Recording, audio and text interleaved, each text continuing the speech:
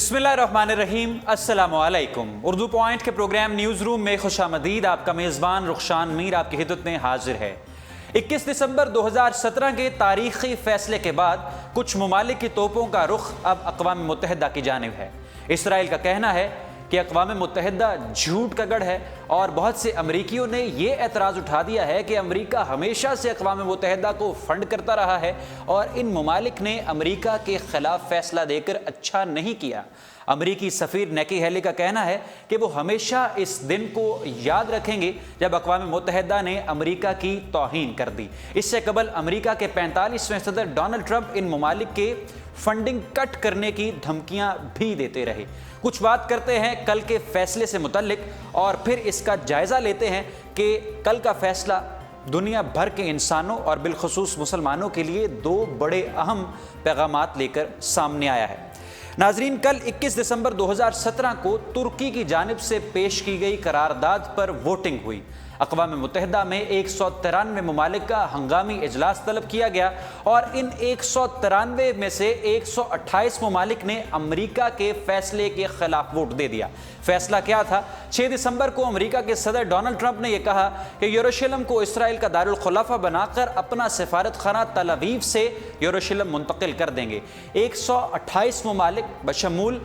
جو ممالک امریکہ کے حلیف تھے، امریکہ کے دوست تھے، انہوں نے بھی امریکہ کے خلاف فیصلہ دیا اور اس فیصلے میں، اس ووٹ میں انڈیا بھی شامل ہے۔ 9 ممالک نے امریکہ کے حق میں ووٹ دیا، 21 ممالک نے ووٹ ہی نہیں دیا، جبکہ 35 ممالک نے خاموشی سادھ لی۔ ان 9 ممالک جنہوں نے امریکہ کے حق میں ووٹ دیا، ان میں امریکہ خود، اسرائیل، گواٹیمالا، ہونڈرس، آئلینڈز اور 1-2 اور پلاؤ، ٹوگو جیسے ممالک شامل ہیں۔ 2 خود امریکہ اور اسرائیل، اور 7 اور ممالک شامل ہیں جن کا آپ نے کبھی نام ہی نہیں سنا۔ بھاری اکثریت سے فلسطین کی کل اقوام متحدہ میں جیت ہوئی ہے، اور نہ صرف فلسطینیوں کی، نہ صرف مسلمانوں کی، بلکہ پوری دنیا میں جو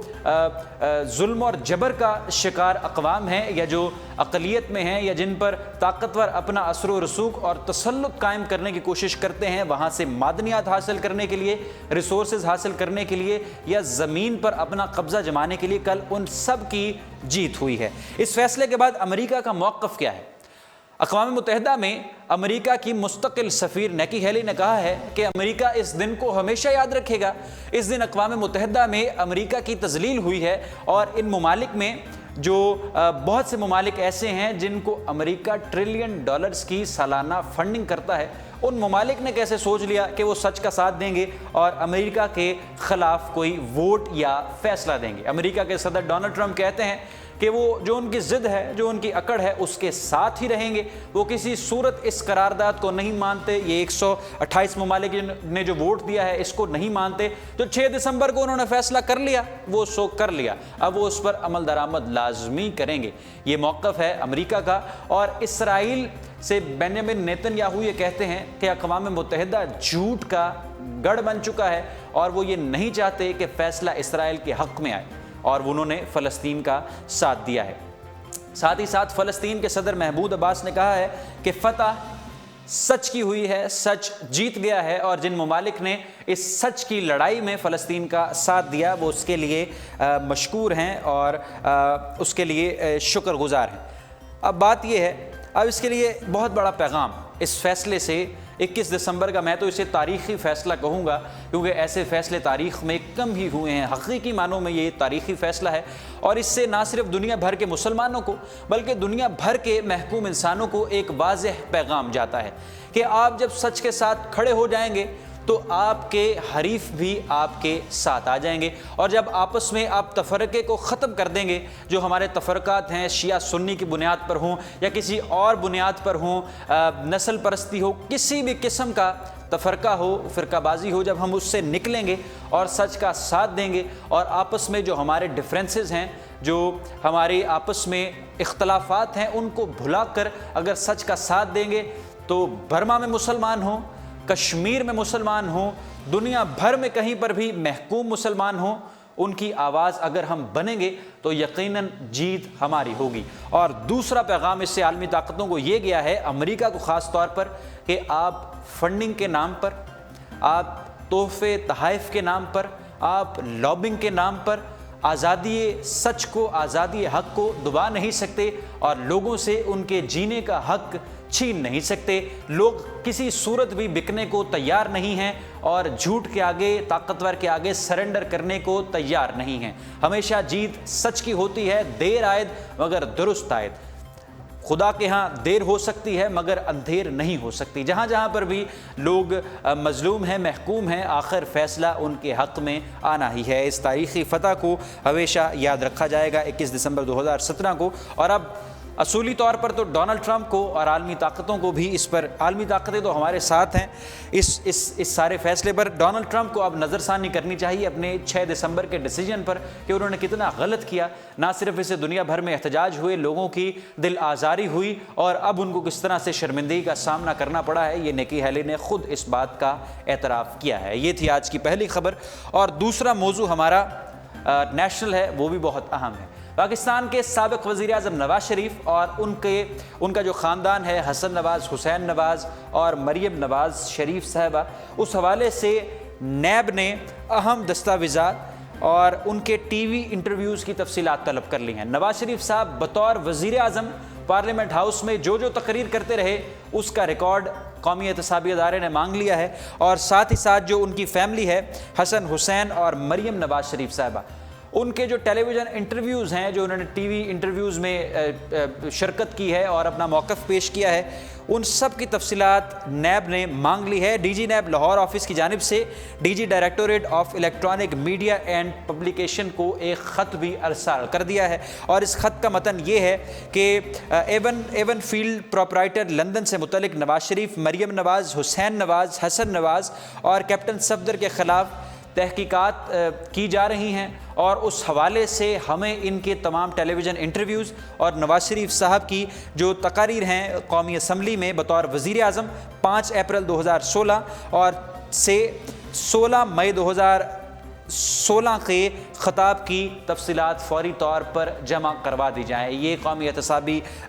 بیورو نے مطالبہ کیا ہے، اور electronic media general director D G directorate of electronic media and publications کو یہ خط ارسال کیا ہے۔ تو اس بات سے بھی یہ لگتا ہے کہ جو احتساب کا عمل ہے، جو تحقیقات ہیں، وہ مزید سخت ہونے والی ہیں، کیونکہ مریم نواز شریف صاحبہ کے ٹی وی انٹرویوز میں تضاد کھل کر سامنے آیا تھا ماضی میں، اور اب سب جانتے ہیں کہ ایک ٹیلی ویژن کو انہوں نے یہ کہا کہ میری لندن میں تو کیا، میری پاکستان میں تو کیا، میری لندن میں تو کیا، میری پاکستان میں بھی کوئی پراپرٹی نہیں ہے۔ ثنا بچا کو انہوں نے یہ انٹرویو دیا، اور کسی انٹرویو میں انہوں نے مان لیا کہ ان کی لندن میں فلیٹس ہیں، اور اسی طرح سے حسن اور حسین نواز کے بیانات میں بھی اور ٹیلی ویژن انٹرویوز میں بھی کنٹراڈکشنز واضح طور پر سامنے آ چکی ہیں۔ تو اب دیکھتے ہیں کہ نیب اس حوالے سے مزید کیا پیش رفت کرتا ہے۔ نیب کو جسٹس گلزار احمد نے کل جو جھاڑ پلائی ہے، اور آپ کے ساتھ اپنے وہ بھی خبر شیئر کی تھی کہ انہوں نے جو نیب کے ایک افسر ہیں، جو تفتیشی افسر ہیں، ان کو کس طرح سے انہوں نے شدید تنقید کا نشانہ بناتے ہوئے یہ کہا کہ آپ فوری طور پر جو کیسز کھلے ہوئے ہیں ان پر اپنا کام کریں، مزید اس پر سماعتیں کریں اور اس کے کچھ ریزلٹس جمع کروائیں۔ تو دیکھتے ہیں اب اس کیس کا کیا فیصلہ سامنے آتا ہے۔ تیسری اور اہم خبر ہمارا آج کا مین ٹاپک بھی ہے۔ مولانا طارق جمیل صاحب، جو کہ ایک اسلامک اسکالر ہیں، مذہبی پریچر ہیں، ان کی ایک تصویر سوشل میڈیا پر وائرل ہے جسے کچھ لوگ نشانہ تنقید بنا رہے ہیں۔ یہ تصویر کل لی گئی اور تقریباً یہ 20 گھنٹے قبل فیس بک اور ٹویٹر پر وائرل ہوئی، اور اب تک کچھ سوشل میڈیا صارفین اس کو نشانہ تنقید بنا رہے ہیں کہ مولانا طارق جمیل صاحب، جو کہ سادگی کے حامی ہیں، آسان اور عام زندگی بسر کرنے کی بات کرتے ہیں، وہ اتنی بڑی گاڑی لیموزین میں سے کیسے اتر رہے ہیں؟ ان کا شاہانہ لائف سٹائل ہے، اور ان کا اپنا لائف سٹائل ان کی تقریروں سے میچ نہیں کرتا، اور شاید ان کے کال اور فیل میں اسی وجہ سے فرق ہے۔ تو سب سے پہلی بات تو یہ ہے کہ مولانا طارق جمیل صاحب کی یہ جو تصویر ہے، یہ پاکستان کی نہیں بلکہ کینیڈا کے ایک صوبے کے دارالحکومت ٹورانٹو کی ہے، جہاں پر وہ گزشتہ شب پہنچے اپنی تبلیغ کی غرض سے۔ وہاں پر انہوں نے جو بھی خطاب اور تشکیل کرتے ہیں اس حوالے سے وہ کینیڈا پہنچے اور وہاں پر پھر ان کے دوست نے یہ گاڑی بھیجی اور ان کا ہائی پروفائل طریقے سے ان کی ریسیونگ ہوئی۔ متعدد ممالک میں مولانا طارق جمیل صاحب جاتے ہیں، سعودیہ میں، کینیڈا میں، امریکہ میں، فرانس میں، بیشتر ممالک میں جاتے ہیں اور ان کا فل جوش و خروش اور پروٹوکول سے ان کو ریسیو کیا جاتا ہے، اور اس طرح کی بڑی بڑی گاڑیوں میں ان کو وی آئی پی پروٹوکول کے ساتھ ان کو ریسیو کیا جاتا ہے۔ تو اس گاڑی سے ان کے اپنے لائف سٹائل کا کوئی لینا دینا نہیں، اور یہ ان کی مہمان نوازی جس نے کی ہے یہ اس کا تکلف تھا، اور جب سرکار انہیں کسی ملک کی بلاتی ہے تو وہ بھی وی آئی پی پروٹوکول سے بلاتے ہیں، کیونکہ ایک دوسرے ملک سے ایک گیسٹ، ایک بہت بڑی پرسنالٹی، ایک مذہبی اسکالر جب ان کے ملک میں آئیں تو ان کو پھر کس طرح سے گیسٹ کے طور پر، آنریری طور پر ان کو ریسیو کیا جاتا ہے۔ اس حوالے سے جہاں پر بہت سے لوگ تنقید کر رہے ہیں، وہاں سے بہت سی میڈیا پرسنالٹیز ان کے حق میں بھی آ گئی ہیں۔ اقرار الحسن صاحب نے یہ ٹویٹ کیا جو ٹویٹر پر خاصا مقبول ہوا، اور انہوں نے کہا میں کسی ملک جاتا ہوں تو میرا مہنگی گاڑی میں استقبال کیا جاتا ہے، کسی اور ملک میں اس سے مہنگی گاڑی پر استقبال کیا جاتا ہے، کسی اور ملک میں اس سے مہنگی گاڑی پر استقبال کیا جاتا ہے۔ تو جب مجھے کوئی میرا دوست فون کرتا ہے تو کیا میں اسے کہوں کہ میں آپ کی مہنگی گاڑی میں سوار نہیں ہو سکتا، میں ٹیکسی میں آ جاتا ہوں؟ تو ایسا ممکن نہیں۔ ساتھ ہی ساتھ سوشل میڈیا صارفین بھی کھل کر مولانا طارق جمیل کی حمایت میں سامنے آئے۔ کچھ ٹویٹس کے اسکرین شاٹس آپ اپنے اسمارٹ فونز اور لیپ ٹاپس کی اسکرینز پر دیکھ سکتے ہیں کہ انہوں نے کیا کہا، اور جو تنقید کرنے والے ہیں ان کی درستگی بھی کی ہے۔ تو یہی ہماری کوشش تھی اپنے پلیٹ فارم سے کہ ہم بھی آپ کو بتائیں کہ یہ گاڑی ان کی نہیں، کینیڈا میں بیان کرنے وہ پہنچے تو ان کو ریسیو کیا گیا اس آنریری طریقے سے اور اس بڑی شاندار لیموزین پر۔ اب بات کرتے ہیں پاکستان کی کراچی سندھ کی پولیٹکس کے حوالے سے۔ علی رضا عابدی صاحب نے، آپ جانتے ہیں کہ انہوں نے ایم کیو ایم پاکستان کو خدا حافظ کہہ دیا تھا۔ ایم کیو ایم پاکستان کو خدا حافظ اس لیے کہا کیونکہ ایم کیو ایم پاکستان اور پاک سرزمین پارٹی کا آپس میں الحاق ہوا، دونوں نے جب ایک دوسرے کے ساتھ گٹھ جوڑ بنا لیا تو علی رضا عابدی صاحب نے کہا کہ میں ایم کیو ایم پاکستان چھوڑ رہا ہوں، کیونکہ ایم کیو ایم پاکستان اب اپنے منشور کے ساتھ، اپنا جو ان کا ایک ایجنڈا تھا، اپنا مینیفیسٹو تھا، اس کے ساتھ نہیں رہی، وہ پی ایس پی کے ساتھ اتحاد کر رہی ہے، تو اس لیے میں ایم کیو ایم پاکستان کو خیر بات کر رہا ہوں۔ مگر خبریں یہ ہیں، سورسز بتا رہے ہیں کہ علی رضا عابدی صاحب آج متحدہ قومی موومنٹ پاکستان دوبارہ سے جوائن کر لیں گے، اور ڈاکٹر فاروق ستار سربراہ ایم کیو ایم پاکستان ان کے گھر پر جا کر آج ان کے ساتھ میٹنگ کریں گے اور ان کو پارٹی میں دوبارہ سے خوش آمدید کہیں گے۔ یاد رہے کہ علی رضا عابدی صاحب نے ایم کیو ایم پاکستان اور پاک سرزمین پارٹی کا جب الحاق ہو رہا تھا تو اس وقت یہ پارٹی انہوں نے چھوڑ دی تھی، آج وہ دوبارہ سے اس کو جوائن کر رہے ہیں۔ اگست 22 2016 کی یہ بات ہے کہ انہوں نے اس پارٹی کو چھوڑنے کی جو ہے بات کی۔ یہ تھی آج کی اہم خبریں جو ہم نے اپنے program newsroom Urdu point پر شامل کی۔ مزید کوئی اہم اپڈیٹ آئے گی تو آپ کے ساتھ ضرور شیئر کریں گے۔ جاتے جاتے الیکشن پر بھی بات کر لیں، الیکشن 2018 پر، چونکہ اس حوالے سے بھی آج اہم فیصلہ ہو گیا ہے۔ بات ہو رہی تھی کہ الیکشن شاید قبل از وقت ہو جائیں یا الیکشن نہ ہوں، مگر جیسے جنرل قمر جاوید باجوہ گئے اور انہوں نے سینٹ کے اجلاس سے تقریب کی تو اس کے بعد بہت سے جو کنفیوژنس تھیں وہ دور ہو رہی ہیں، بہت سے جو ابہام تھے وہ اب ختم ہو رہے ہیں۔ آج چیف الیکشن کمشنر نے یہ اعلان کیا ہے کہ 10 جنوری تک وہ اس پر کام کر رہے ہیں، حلقہ بندیوں پر، اور 4 صوبوں اسلام آباد اور فاٹا کے لیے انہوں نے اپنا پرپوزل بھی تیار کر لیا ہے، اور ان 4 صوبوں سے انہوں نے تفصیلات طلب کر لی ہیں، جو میپس ہیں، نقشے اور جو دیگر تفصیلات تھیں حلقہ بندیوں کے لیے وہ مانگ لی ہیں، اور جب ان کو یہ چیزیں مل جائیں گی تو اس پر وہ مزید کام کرنا شروع کر دیں گے۔ تقریباً 3 مئی 2018 تک تمام حلقہ بندیوں کو تیار کر لیا جائے گا، اور حساس پولنگ سٹیشنز پر سی سی ٹی وی کیمراز اور ان کی سیکیورٹی کے لیے کیمروں کا اور خصوصی سٹاف کا اہتمام بھی کیا جائے گا۔ انتخابی مہم کے لیے سٹاف کی بھرتی بھی شروع ہو گئی ہے۔ یہ آج چیف الیکشن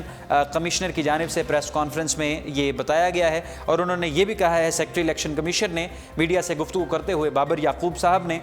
کہ یہ سارا کام جتنی جلدی صوبے ہمارے ساتھ تعاون کریں گے اتنی جلدی احسن طریقے سے اپنے انجام کو پہنچ جائے گا، اور 3 مئی 2018 تک یہ تمام معاملات مکمل کر لیے جائیں گے۔ جون 2018 میں غالباً انتخابات 2018 کے متوقع ہیں، اور پھر دیکھتے ہیں کہ اس پر مزید کیا اپڈیٹ آتی ہے۔ رخشان میر کو دیجیے اردو پوائنٹ سے اجازت، وزٹ کرتے رہیے ہماری ویب سائٹ www.urduPoint.com. اللہ حافظ.